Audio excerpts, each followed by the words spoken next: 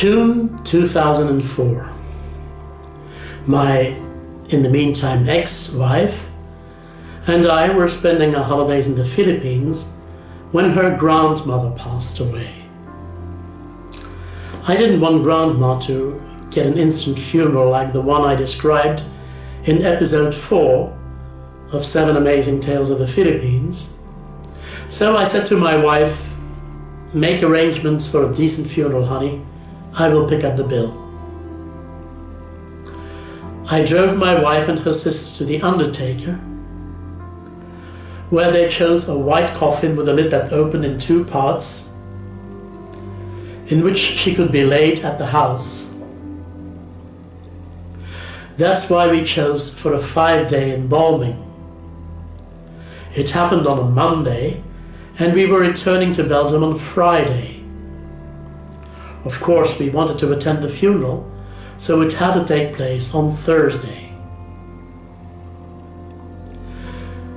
We wanted Grandma to be buried at the new cemetery of Ormoc City, and we wanted to buy a plot. In Belgium, you lease a plot at the cemetery, and after 20 years or so you can renew the lease if you want to. In the Philippines, you buy the plot and it's yours forever. So we drove to the company that manages the sale of these plots. To Western standards, funerals in the Philippines are cheap. For the whole thing, and then I mean coffin, embalming, services of the undertaker, including hearse, and the plot at the cemetery, I paid no more than I would pay in Belgium for just a coffin. So money was certainly not an object. The problem was that all of this was happening at the end of our vacation and consequently at the end of our budget. Nowadays I can go and get money out of the wall with my Belgian debit card. In 2004 they were not that sophisticated yet, and the only credit cards that were accepted in Ormoc in those days were American Express and MasterCard. But I had Visa. If this would happen today, I would use my home banking to transfer the money from my Belgian bank account to my wife's account in the Philippines. But that too didn't exist yet. So I called my mother in Antwerp and asked her to go to the bank, withdraw the money and take it to a money transfer office to have it wired to the Philippines. That's how things worked in those days. Later that same day, my mother called me back to say that the money would be in my wife's account on Thursday. That's how long it took back then. The problem was that the funeral was already on Thursday. So we went back to the office and explained that we could only pay on Thursday. Now we really had a problem. You see, in my country, undertakers and other parties involved in funerals have the decency to let the family grieve for a while before sending their invoices. And even then you still get 30 days payment. Not so in the Philippines. There they won't bury anyone until the bills are fully paid. In a way I can understand that, because otherwise it would happen frequently that the family couldn't pay. After all, the economic situation in the Philippines cannot be compared to that in the West. "I understand what you are saying, madam," I said, "but I'm not a Filipino. I can pay this. It's only a matter of getting the money here in time, and that won't work until Thursday." But she stood her ground and said, "I'm sorry, sir, as long as we haven't received your money, we cannot go ahead with the funeral." I asked to talk to the manager and explained the whole situation all over again. But she too didn't want to give her permission for the funeral until she had received the money.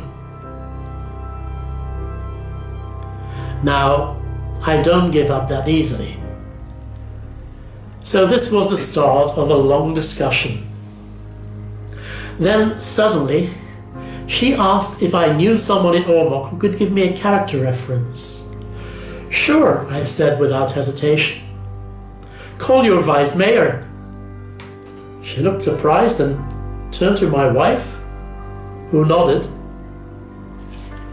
She called the city hall and asked to speak to the vice mayor. Sure, I know them, the vice mayor said. No problem. They will certainly pay your bill.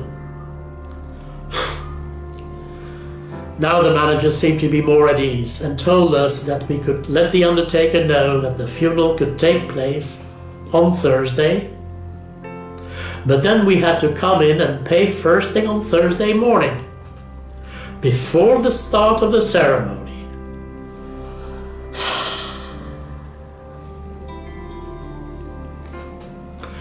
We woke up early on Thursday morning.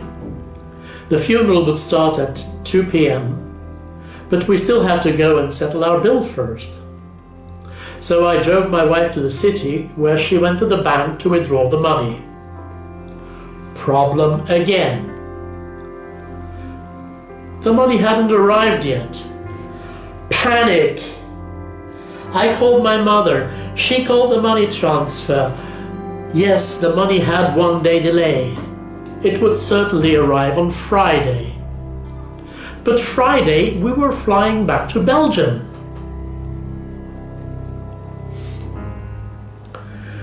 Back we went to the office to talk to the manager. Sorry, sir, if we don't have the money, we can't allow the funeral to take place.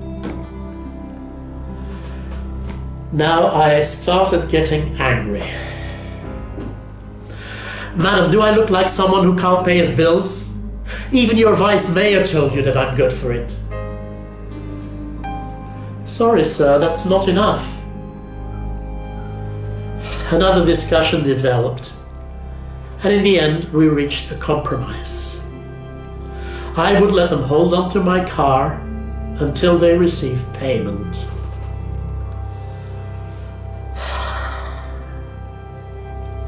The Philippines is a beautiful country. You will meet lots of friendly people and see stunning nature. Just don't expect things to work the way they do in the West. They don't. I assure you, they don't. You have to put your money on the table or nothing happens. I hope you enjoyed watching this episode of Home Base Belgium. Don't forget to hit the subscribe button. My name is Paul. See you again next time.